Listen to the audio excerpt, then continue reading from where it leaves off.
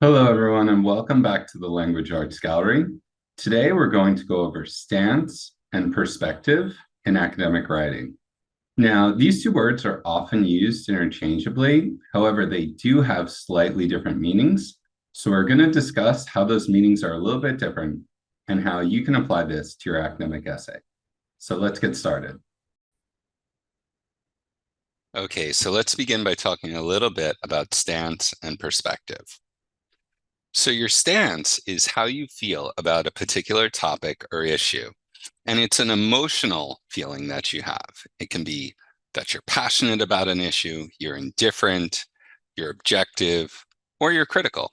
And these are by no means the only four feelings that a writer can have towards an issue.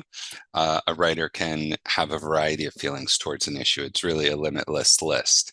But it's not just their emotions or their feelings, it's also their opinion. And it's the way in which they communicate that opinion. They could communicate it passionately, they could communicate it objectively, they could be indifferent. They could communicate it in a manner that shows, well, this is my opinion, but it's not something that's especially important to me. So when we talk about stance, we see it looks like the word stand, and we can see this lady is taking a particular stance here. It's really where we stand on a particular issue. And we know that when we're writing our academic essays, our opinion, our argument, our stance is found in our thesis statement. And our stance is often influenced by the perspective that we take when we argue about a particular topic. So let's start by getting some practice with stance. I want to look at these three passages here, and I want you to match them with each of these answers down here. Okay. Is the author critical and passionate, objective and cautious, supportive and objective? So you can go ahead and read each passage on your own. I'm going to go ahead and highlight keywords that show how the author feels. So the first one here says critical and passionate. When I look at this second passage here, I see language like a draconian measure. It unfairly targets vulnerable populations. It lacks compassion, and it's short-sighted. So really very critical, and we can tell that this author is really very, very passionate about the issue. They say things like deepen divisions and perpetuate injustice. So that's clearly someone who's taking a passionate and critical approach to that topic. Let's look at the next one. Objective and cautious. And I see that word cautious. I think that the author is going to fail to strongly commit to one side of the argument. And when I look at this third passage here, I see that the author says that scientific evidence is pointing to. He's not saying that it's clearly the cause of, he's saying that the evidence is pointing in a particular direction. He says there are differing opinions. And he says it could mitigate potential environmental harm. So he's using a lot of language to soften his argument here. And finally, when I look at the third one, of course, that's our first paragraph, I can see that the author really is supportive and objective. He describes it as a necessary step. And he says that they're taking proactive measures to safeguard public health. Okay, so we get a really good idea by looking at that, the different stances that a writer can take on different topics. So let's talk a little bit about perspective, because your stance is going to be influenced by the perspective that you take. So we use these words interchangeably a lot. We say, what's your stance on a topic? What's your perspective on a topic? But they do have slightly different meanings. And perspective is a little bit more objective. It's like the lens that you're viewing the topic through. And it refers to a certain aspect of the world. So if you were writing an essay on taxing the wealthy, you could take an economic perspective, or you could take a social perspective, you could take a blend of the two, or you could choose an entirely different perspective. Let's look at how an author does this. Okay, so here we've got an essay on raising taxes on the wealthy. I'm not going to read it. I'm going to allow you to pause the video and to read it on your own. But first, I want to know what's the topic of the essay. And clearly, the topic is raising taxes on the rich. Mhm. And what's the author's stance? Well, he is supportive of this. He says, not only justified, but it's essential for fostering economic growth. And as I go through and I read each body paragraph, I can see that the author is taking a fairly objective stance on this issue. But now I want to know, what perspective is this essay written from? And if I take a look in the introduction, I see that he says, through a purely economic lens. So he's viewing this issue from an economic perspective. Why is it important to raise taxes on the rich? How is it going to benefit the economy?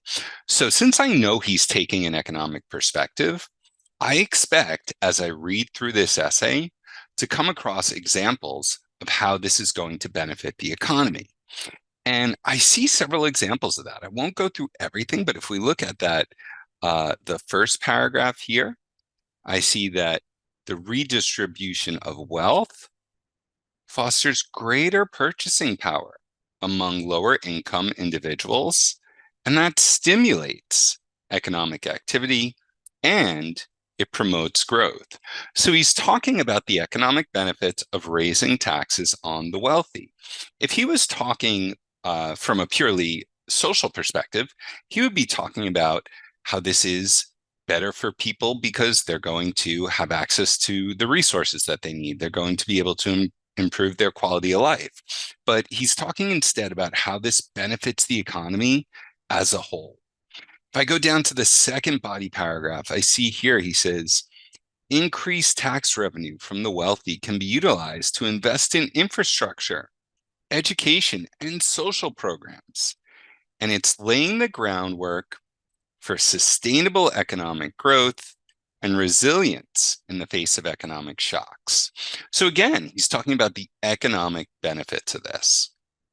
So if that's not totally clear for you, hopefully by viewing it through a different perspective, you'll be able to see how these essays can differ, how they can differ when we take a differing perspective. In this particular essay, the author's still talking about raising taxes on the wealthy. His stance is still supportive. However, he's writing from an entirely different perspective.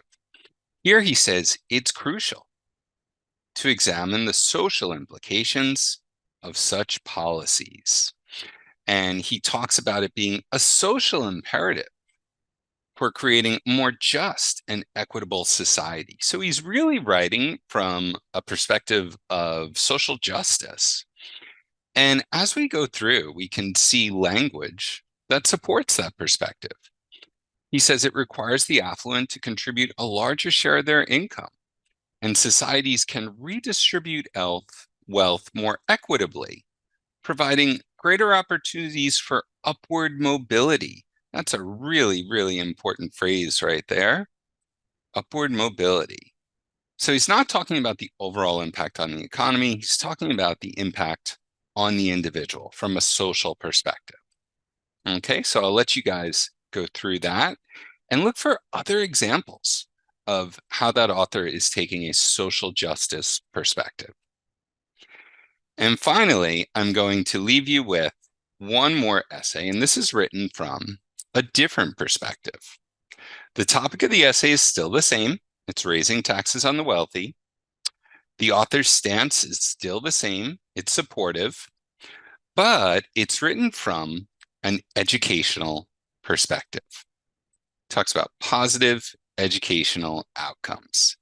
He talks about implications for education and public awareness. And he talks about viewing this through an educational lens. So I want you to pause the video and I want you to go through and I want you to find language that shows the author is taking an educational perspective on this topic. Thank you for joining us for another video on English for academic purposes here at the Language Arts Gallery. Please make sure you like, subscribe, and comment on the video. Tell me what you're struggling with in academic writing and what you need more help with, and I will produce future videos on those topics.